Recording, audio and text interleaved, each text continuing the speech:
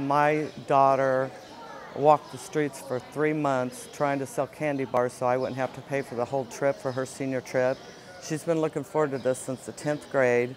She showed up at 4:30 in the morning on Friday the 13th, and finally about 12 o'clock she calls me, and as soon as she heard my voice she burst into tears, all upset, and I instantly thought she got in a car wreck, the bus wreck. No, she never got to go. Friday the 13th means a lot of things to superstitious people, and for Grigori seniors this year, it meant bad luck. Their senior trip to Disneyland just happened to be on this day. The seniors were organized into 8 groups on Friday morning, and by 6:30 a.m., those 8 groups began to wonder when their buses would arrive.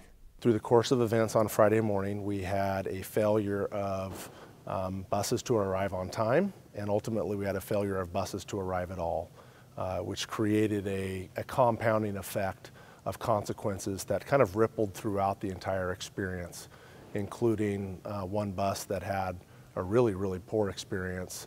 For the first 5 groups, the wait would last for an hour and a half. For the 6th group, the wait would last 2.5 hours, and the 7th group would wait for an hour after that. The 36 students in Group 8 never reached the happiest place on earth. There's no confirmation of us having a bus, and we didn't find that out for hours, so we were just basically sitting there, and we had no idea what was going on until like 11 o'clock when everyone just left. I feel bad for the bus that didn't get to go and all the kids that were supposed to be on it.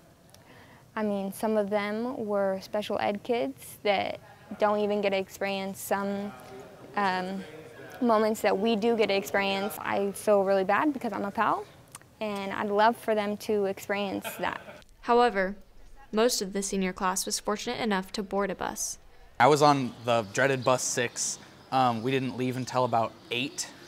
So we stood by after watching the first 5 buses go, not knowing when ours was going to get here. And then when we first saw our bus, it was not nice. It wasn't what all the other buses looked like. It was not what a $260 bus should look like. This bus was Bus 6. Bus 6 was really disrespected by the bus driver. Our safety was put in danger because the bus driver was texting and driving. He got pulled over by the police, LAPD, from breaking traffic laws or texting and driving. We're not sure which one. We were never told. Although nothing could compensate for the loss of the Disneyland experience, Modesto City Schools and Adventures America struck a tentative agreement regarding reimbursement on Monday afternoon, which was communicated to seniors and their parents later that evening. So the proposal, the tentative agreement that was communicated to me this afternoon was that students that were unable to attend, that missed the experience, whether they chose to not go after their buses did not arrive, or well, basically any student that did not attend, they're going to get a full refund of their $260 plus 10%, which is about $285. Those students that were on bus number 6 that had an exorbitant number of issues are going to be refunded their full amount of $260.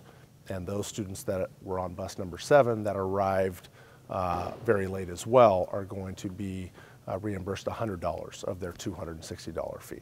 Again, that doesn't, money isn't going to make it different. Money isn't going to make the experience or the memory better.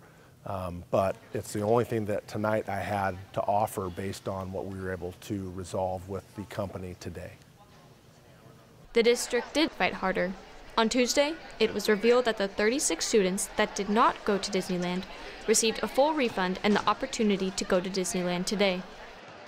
According to Godot, decisions regarding next year's senior trip are yet to be determined.